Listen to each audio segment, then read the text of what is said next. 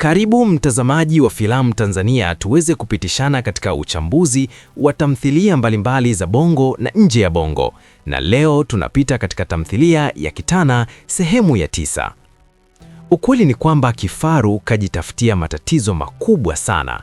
Twakumbuka kabisa huyo bibi ambaye anafahamika kwa jina la Nyanza ndiye aliyemleta Kitana. Na lengo la kumleta Kitana, tulikuwa tumeambiwa kwamba lengo la kumleta Kitana ni kusudi kubwa aweze kumtoa kifungoni. Kwamba huyo bibi amefungwa kifungoni sasa baada ya miaka 20 aliweza kurejea, ambapo kwa mara ya kwanza aliweza kukutana na Ngalewa. Ngalewa akamuuliza kwamba kwa nini umekuja na nguvu za ajabu katika haya matale. Akasema kwamba kwa sasa amekuja kuweza kuhakikisha Kitana anakwenda kumkomboa. Sasa tumeweza kuona kwa namna gani ambavyo yule Tanu ameweza kumwambia huyu mfalme kwamba ameweza kumwambia huyo chifu kwamba Kitana ndiye aliyesababisha hayo yote. Lengo zima nikiwa ni kwamba kuweza kuhakikisha kwamba kunakuwa na sintofahamu, kwa sababu Kitana ndio anayefahamu ukweli wote kwamba mganga ni wa uongo. Kwa hivyo Tanu ameweza kumwambia moja kwa moja chifu waweze kumkamata Kitana ili kusudi aweze kufungwa au aweze kunyongwa, ili kusudi Tanu aweze kuendeleza na utapeli wake wa uganga. Lakini kumbuka, Kitana ni binti ambaye alioletwa na huyu Nyanza, huyo bibi Nyanza. Sasa majukumu aliopewa Kifaru ya kuweza kumkamata Kitana, hivyo inabidi huyu bibi Nyanza aweze kuhakikisha anafanikiwa lengo lake la kuweza kustopisha kabisa huo mpango wa kuweza kumdhuru Kitana, ambapo majukumu yote ameweza kupewa huyu Kifaru. Na utajua kabisa Kifaru ni mtu ambaye hanaga mzaa kabisa kwenye masuala ya kuweza kumuua na kumaliza mtu. Tulikuwa tumeona aliweza kumuua yule shahidi wa Kopaku. Kwa hivyo hapo kazi ipo, ni kazi kubwa sana. Sasa je, unajua kwa nini huyu bibi amejibadilisha hivyo? Lengo zima ni lipi? Nikakufahamisha. Kitamsingi ni kwamba hakikisha kama miongoni mwa watu ambao umekuwa ukifuatilia tamthilia hii, ni kuambie tu kwamba kwa sasa ndipo imenoga sasa, yani inakwenda kunoga. Kitamsingi huu ni mwaka mpya. Kabla ya yote, kwanza ni kuambie tu kwamba kawa miongoni mwa watu ambao umevuka salama mwaka huu, basi heri ya mwaka mpya, ni kutakie heri ya mwaka mpya moja kwa moja. Basi hakikisha unabonyeza neno subscribe, kisha kwenye comment andika maoni yako juu ya tamthilia hii. Pia unaweza kutuambia kwamba kwa tamthilia hii unashauri vipi kwa yale yanayoendelea hadi sasa, kwamba kwa mwaka 2026 ni kitu gani ambacho unakiona utabiri wako kwa kutia tamthilia hii. Basi dondosha maoni yako, alafu kisha moja kwa moja niweze kukualika tuweze kutazama uchambuzi kwa kina.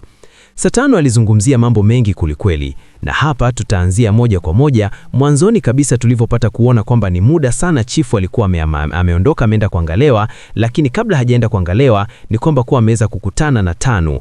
Taarifa zinasema alikuwa ameenda kwa Ngalewa, lakini taarifa sio za ukweli. Kumbe alikuwa ameelekea kwa Tanu, ambapo safari yake ya kuelekea kule kwa Tanu ilikuwa ni ya kitofauti zaidi. Hasa pale ambapo anaporejea ni kwamba anakuja kukutana na ishu mboni kitofauti zaidi, kwa sababu safari yake huku alipoelekea kwa Tanu ameweza kupewa taarifa za uchonganishi ambazo zimeweza kusababisha hali ya sintofahamu kabisa, ambayo inaweza ikapelekea shida ikawa kubwa sana, hasa pale ambapo Kifaru atakapoanzia mchakato wake wa kuweza kumkamata huyu bibi. Sasa hapo ndipo shida inapoweza kuwa kubwa zaidi. Lakini tumeweza kuona kwamba mzimu wa Kopaku umerejea sana na sasa unakwenda kuua watu tena upya.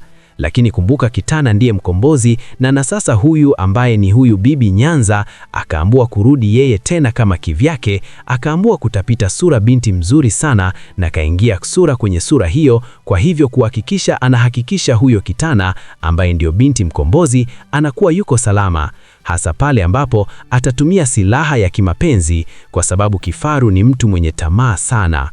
Sasa ishu ilivyokuja ni kwamba tumeweza kuona kwamba mzimu wa Kopaku umerejea na huyu ambaye ni mganga Tanu amemdanganya chifu.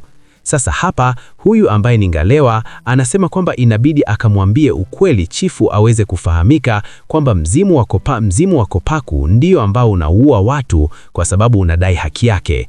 Kama huyu Nyanza, bibi Nyanza ambaye miaka iliyopita mingi kulikweli aliweza kupewa kifungo. Kwa hivyo na huyu Kopaku na yeye aliweza kufanywa kitu kibaya sana, kuweza kuuliwa pasipo yeye kuweza yani haki yake iliweza kuminywa. Sasa ndio maana hapo mambo ilivyokuwa. Lakini kuna huyu Huyu bibi ambaye tunampata kuona kwamba Kitana aliweza kumsaidia na aliweza kuwasaidia pamoja na yule Rakika kabisa. Huyu bibi aliweza kumuua mtoto wake. Alipomuua mtoto wake, mwisho wa siku kinachokuja kutokea ni kwamba anataka kuweze kumuua pia na mke wake, ili kusudi lengo lake la kumuua mtoto wake liweze kufanikiwa. Kumbuka kuna vitu ambavyo anavihitaji. Vitu hivyo ambapo atakapovipata, basi nguvu zake zitakuwa zimeongezeka, kitu ambacho kitasababisha aweze kuwa na nguvu kubwa sana za kuweza kucontrol na kijiji. Lakini shida kubwa ni kwamba Kitana ameweza na kamweza, kwa sababu Kitana ni mtu wa games, yani anacheza na games, yani ni mtu ambaye ni mtaalamu sana, anaelewa kila kitu. Lakini Mandingo, mlevi wa kijiji, yeye baadaye tumeona wametoka moni ndani ya yule binti ambaye ni binti wa yule bibi. Sasa sijui itakuwaje hapo ndani, maana kazi ni kubwa kwenye ukweli hapo ukijaribu kutazama, kwa sababu kwa namna jinsi mambo yanavyokwenda, kuna namna fulani na hivi ambao ukifikiria unaweza kuchakata kwa namna moja au nyingine, basi utagundua kwamba hapa Mandingo alipitia vitu vingi sana, na kutokana na vile vitu alivyopitia, basi imemfanya viweze kuanza kubadilika.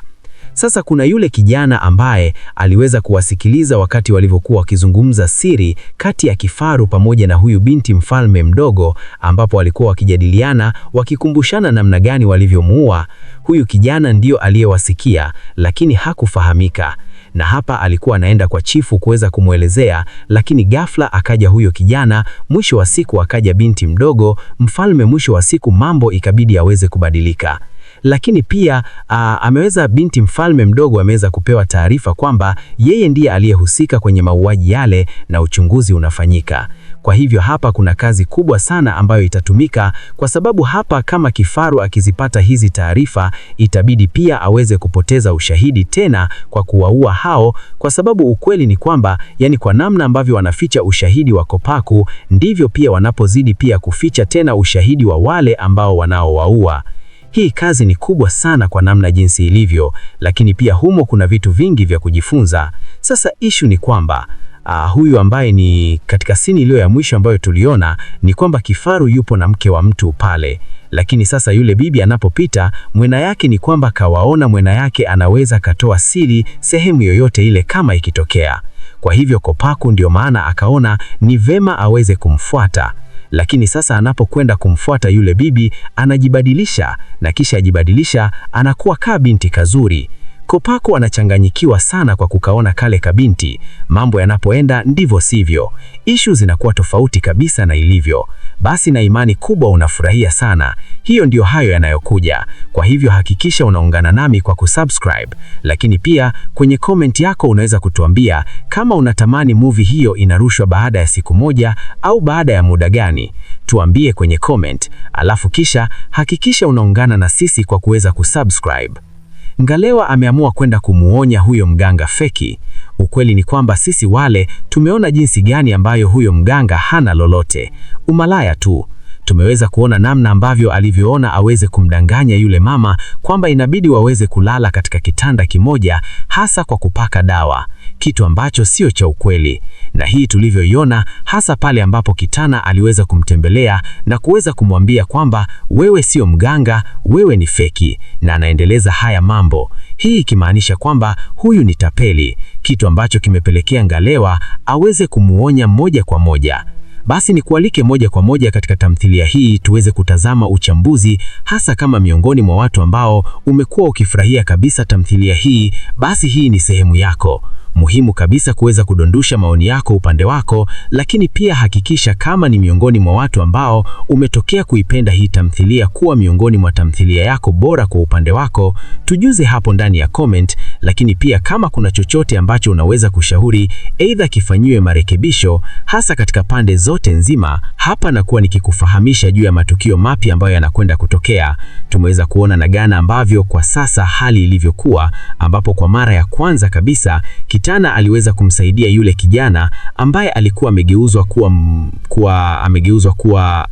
kuwa mbuzi, alafu ilikuwa kusudi akachinjwa na Mandinga, ili kusudi akaweze kuchinjwa, na walikuwa wanabadilishana kwamba anampatia mkibucha pombe, alafu kisa yeye anapata mbuzi. Hilo lilikuwa ni michezo ambayo iliyopo mipanga, ndiyo maana kama ulivyoona yule mtu ambaye ulikuwa unampa mandinga aliweza kumwambia kwamba wewe kwani unaingilia michongo ya watu, ikimaanisha kwamba hii ndiyo tofauti.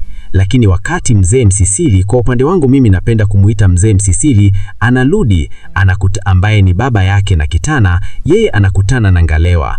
Ngalewa, kumbuka kama tulivyoona, yeye huwa ni mtabiri wa hiki kijiji, ambapo amekuwa akitabiri mambo mengi, akionya mambo mengi kulikweli. Hata pale alipokuwa wakati chifu alipoelekea kumuona Ngalewa, ambavyo waliongea vizuri na akaweza kumwekea wazi. Kwa hivyo huyu Ngalewa ni mtu mzuri sana, ndio maana hata yule bibi ambaye ndiye aliyemleta Kitana, ndiye ambaye anahakikisha pia wanasiliana kuweza kuhakikisha mambo yako yalivyo.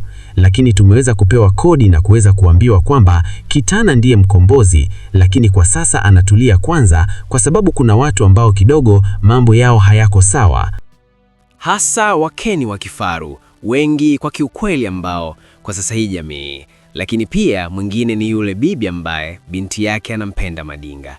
Kama ulivyoona yule bibi ni mchawi sana, pia yule ni miongoni mwa adui, lakini pia mganga pia ni adui kwa sababu Kitana anaweza kumharibia dili zake ambazo amekuwa akizifanya. Lakini baba yake ameumizwa sana na hataki kabisa mtoto wake Kitana hawezi kufanya mambo hayo yanaweza kusaidia watu kama ambao amekuwa akisaidia, hasa kama yule mtu ambaye yule mama alikuwa amemuua rafiki yake za kumsaidia. Hataki kabisa babake aweze kutoa msaada kwa sababu anaogopa aidha anaweza kafanyika hivyo. Lakini kwa ishara ile ni kwamba Kitana anaonyesha wazi kwamba inakuwa ni vigumu kwake kuweza kukubaliana na baba yake, kwa sababu kuna wakati kuna nguvu ambazo aidha yeye aulijua, kuna wakati unaweza kuwa na kitu fulani hakiko sawa, alafu kwamba inakubidi usemie tu, usinyamaze. Hii ndio hali ambayo aidha kwa upande mmoja au mwingine ambayo Kitana anaipitia kwa sasa.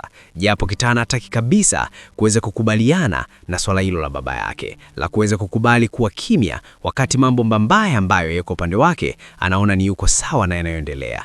Kwa hivyo kazi ni kubwa sana. Lakini sasa issue inamalizika, pia kuna kitu kingine cha kitofauti ambacho tunavyokiona hasa kwa wale vijana na yule binti mtoto wa mfalme, ambaye wao walikuwa wakidanganyana kwamba aidha siku za mbeleni wanaweza kawa wakatawala muhimai yao ya Mantale, kitu ambacho hasa kwa ukande wa Mamba mwenyewe ambaye ni mlinzi kaona hii ni hatari kama ikifahamika. Na kweli hiyo ni hatari sana, kwa sababu wanakuwa wanawani kama wanatengeneza mbinu za kuweza kudondosha utawala bila kufuata utaratibu ambao sio. Ukweli ni kwamba yule binti ambaye ni binti mfalme anamdanganya tu kwa lengo na kuweza kuhakikisha wanakubaliana au wanakuwa naye kwenye mapenzi. Ishu ndo hiyo iliyokuwa kuna kitu ambacho wanaweza kafanya, bali wanaingia kwenye matatizo. Sasa tujue katika ishu ya kifaru. Kifaru ndio mtu ambaye kidogo katika upande wa hii himaya ya Mantale ambaye anafanya mambo ambayo kiukweli inakuharibia kwa namna moja au nyingine. Tunaweza tukasema ni kwamba ana aibu sana. Tuliweza kuona kifaru akiwaambia mlinzi kwamba kila kitu ambacho kinahusiana na mlinzi kinatakiwa kipitie kwake.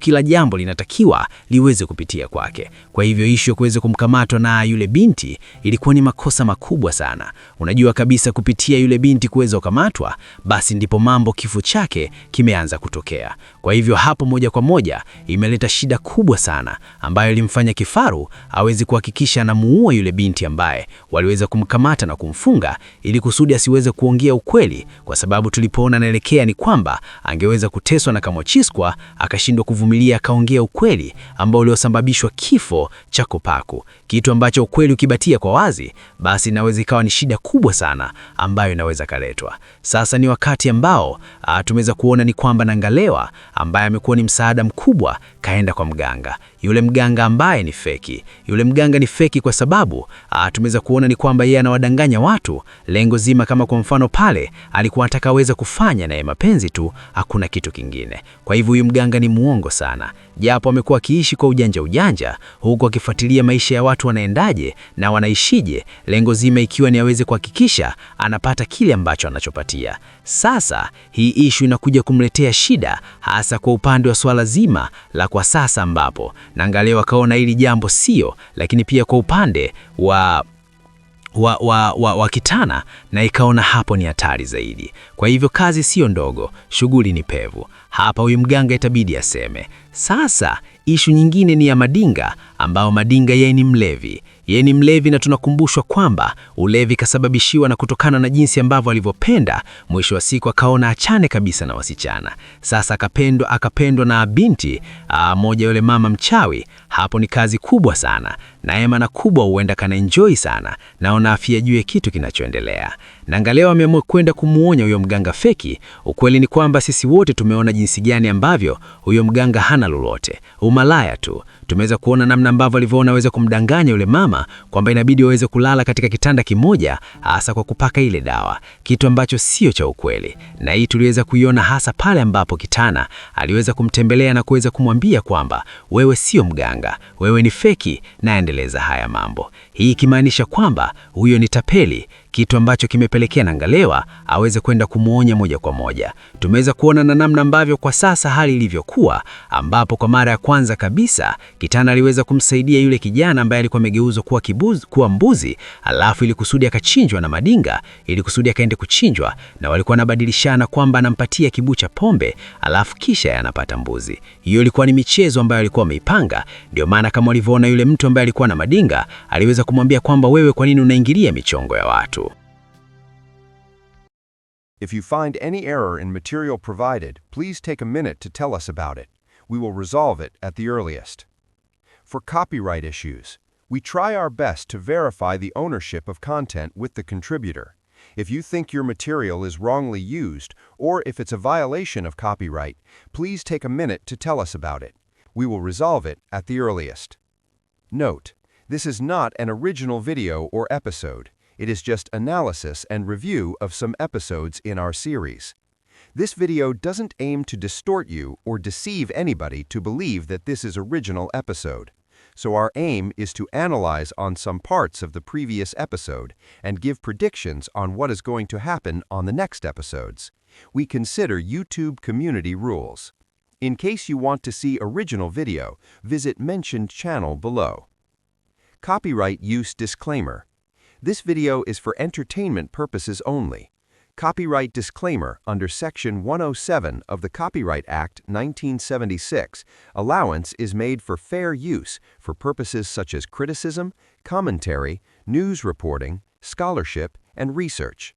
Fair use is a use permitted by copyright statute that might otherwise be infringing. Non-profit, educational, or personal use tips the balance in favor of fair use. Note: we make videos to influence people to watch original movies which are truly hidden gems to entertain people. For the explanation, we have used most of the video clips from the movie for better understanding. For video clips, all credits go to the movie owners. Disclaimer: any footage in this video has only been used to communicate a message understandable to the audience. According to my knowledge, it's fair use under the reviews and commentary section. We don't plan to violate anyone's rights. Our video is not aiming to distort the original video.